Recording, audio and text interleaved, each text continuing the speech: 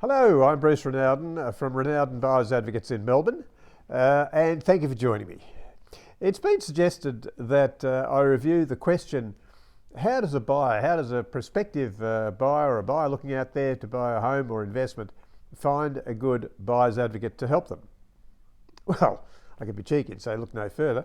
The internet's awash with buyers advocates. There are lots around these days, and so no, it's not difficult to find one. But how do you find one that you think will do the best job for you? Well, what I would recommend is, look, it's always like with any service that you're looking for. It's always good to get a referral, a recommendation from somebody who's used somebody who's done a good job for them, was happy with them. That's always a good introduction. And in my case, nearly all my work is referral work these days.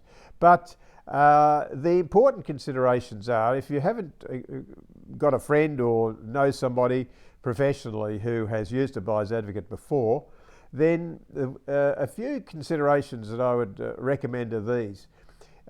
You need somebody who has been in the industry as a selling agent for some time before they got into the business of helping buyers, because to me one of the most important considerations is the fact that the buyer's agent, the buyer's advocate, has experience on the selling side, because that way they know how agents think, they know how they behave, they know how they react to buyers and sellers, and that is an integral part of the advantage that a buyer's advocate will bring to you. It's someone who can anticipate where you're likely to be, where situations can go, how they can unfold before they've actually happened. And that's based on their own personal experience as a selling agent and auctioneer, perhaps, in times past, before they became a buyer's advocate or a buyer's agent. Same thing. I call myself a buyer's advocate, but buyer's advocate, buyer's agent, the expressions are interchangeable. So past experience as a selling agent is, to me, critical and invaluable for providing this service. Area-wise, it's not so important.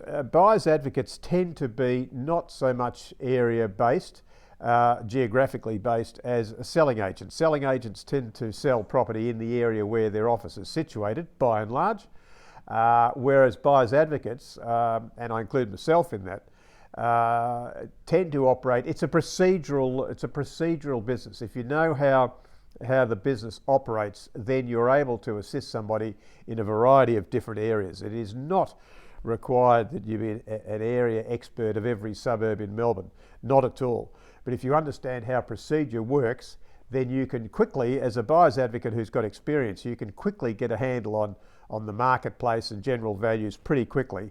And the rest is then a matter of handling the procedural side of it and assisting the buyer with the procedural side of it. So that's very important as well. Just because an advocate might be located in a particular position geographically does not mean that they are experts in that area. They can be experts anywhere. I've negotiated properties, for argument's sake, around Victoria.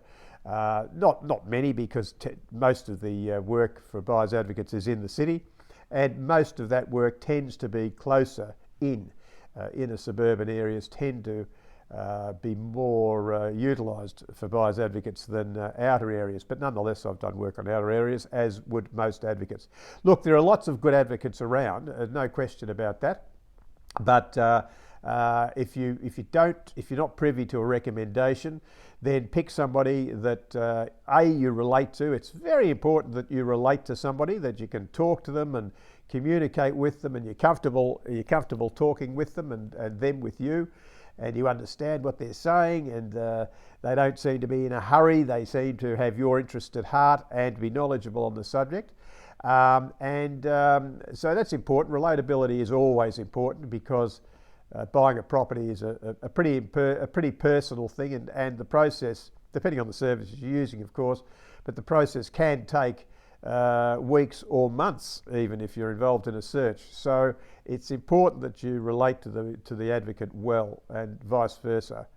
And pick somebody who has been in the industry quite a long time, past experience-wise as a selling agent, because that is a clear advantage in the buyer's advocate service as a whole, to have that background information. Look, I hope that's been of assistance to you. Give us a like, love a like if you like the video, if it's been useful tips for you. Make a comment if you'd like to ask a question or make a general comment. That would be really appreciated. Thank you. And I'll respond to it. If you haven't subscribed already and you'd like to subscribe to our other videos, subscribe to all our videos. That would be fantastic. All right, thanks for joining us. I hope you're successful in your purchase, and I hope those tips have been useful to you in selecting a buyer's advocate. Thank you. Bye.